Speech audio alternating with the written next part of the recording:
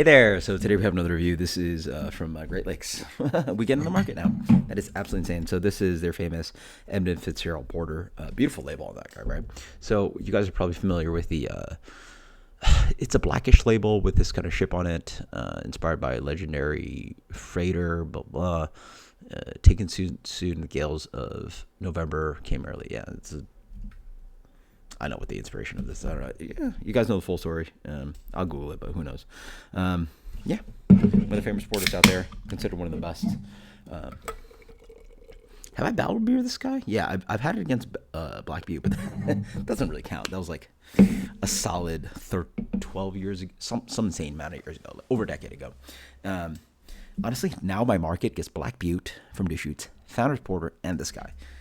That would be insane battle beers. Then again, I've done some battle beers. I want to say it was Anchor Porter, rest in peace, Sierra Nevada Porter, and Founders Porter, maybe. But yeah, Porter, dark beer. Let's check it out. Beer is really nice and dark. Yeah, that's like really not insanely black, but it's black with a little bit of like, actually it's pretty dark because like I can barely see in the letting my little bit of my Teku, but really nice kind of like dark tan head on that. Yeah, it's Porter.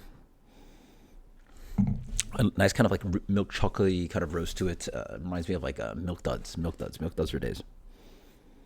Milk duds, yeah. Milk chocolatey. A little bit of like light roast coffee thing going on. A little bit of light caramel. A little bit of biscuit tone. Smells good. Cheers. Beautiful head on that. That's a tasty 6%er.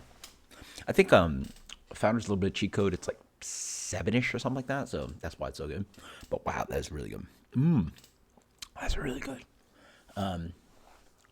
Yeah, dark beer, 6%. Yeah. I really think that dark beer really should be at this ABV-ish. Yet it's not really the biggest thing for me. Unless you go, we're not going to talk about like the cask thing. And when I went to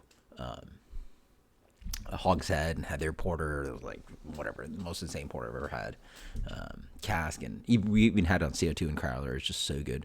But this is really good, 6%. Really curious how this stacks up against Black Butte. I feel this probably stacks up a little bit better, possibly. It is roasty. That's really nice. It is roasty, milk chocolate for days, lingering, a little bit of sweetness, a little bit of hot bitterness on the back end. It is a really beautifully balanced beer. With the roast, the amount of sweetness it has, a little bit of biscuit in the middle, a little bit of light hot bitterness. Wow, hot bitterness, right? Founders Porter is honestly really almost an American stout at that point. This beer is really American porter, but pretty robust for its sake. Probably why people like it. And honestly, I prefer a dark beer a little bit more robust. Unless you want to go like, I feel like if you're gonna make dark beer, you either go all the way like this, or a little bit more forward, or you go the other way. Go with a Czech style, maybe like something like Dunkel, or German Dunkel, Bavarian style, or you go Czech, you go Tmave. And actually, funny enough, I put the kids to bed, and then randomly I got a text from the owner at Runabout. He's like, "Hey man, thank you for your review of Black IPA, which I did a few weeks ago actually." He's like, "By the way, I'm putting on a Tmave, which is a Czech dark lager. Tmave dark Czech lager. Boom." Very curious how he does it on the recipe. Probably crushes it. As I talk more, a little bit lingering, kind of like dehydrated dark dried fruit raisin character on this beer. Nice, medium, bold, mouthfeel, creamy. So good. Wow, I don't remember this beer being this good. Done fresh too, hopefully. Best by July. Again, I don't know what this dating system is they have on this guy, but Best by July. That's not even that far away though. So when was this shipped? When was this shipped? That like it's only Best By till pretty much. I mean, I'll post it this beer whenever, but I'm at the end of February. But like this is only available for 4 more months on freshness. I don't know, man, but it tastes amazing. It's dark beer. This could sit on the shelf for at least a year and be fine. Absolutely fantastic. This is a really good porter. Wow. The Ohio people are very lucky. Get a shipment of Fatheads now. Get Great Lakes in the market. Oh, and as I went more, this is really beautiful, kind of like milk chocolatey espresso tone to this beer too, creamy.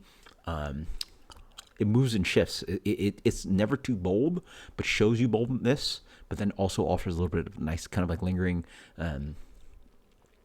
hop bitterness. The balance is just beautiful in this guy. That's a really good porter. Jeez, I'm really trying to think where I should put this on reviews, on rating. That's so good. That is a world-class porter. I mean, people already rate it as a world-class porter, but I think it's a world-class porter. This is my introduction-ish to it, because, like, I've had this beer, like, maybe a handful of times in my life. Last time I had it, again, was, like, 4 years ago.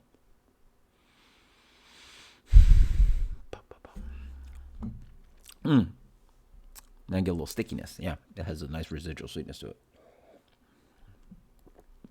That's a really good porter.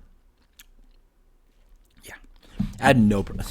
Again, I just want to ship myself to Ohio, think of like some random craft beer bar, or maybe Great Lakes itself, and just like, this is a shaker pint kind of beer. Like, I would have no problem hanging out Mark or whoever the Ohio people are.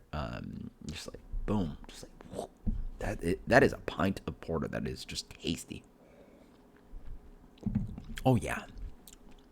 Again, the best beers are drinkable beers and thinkable beers, and this does both.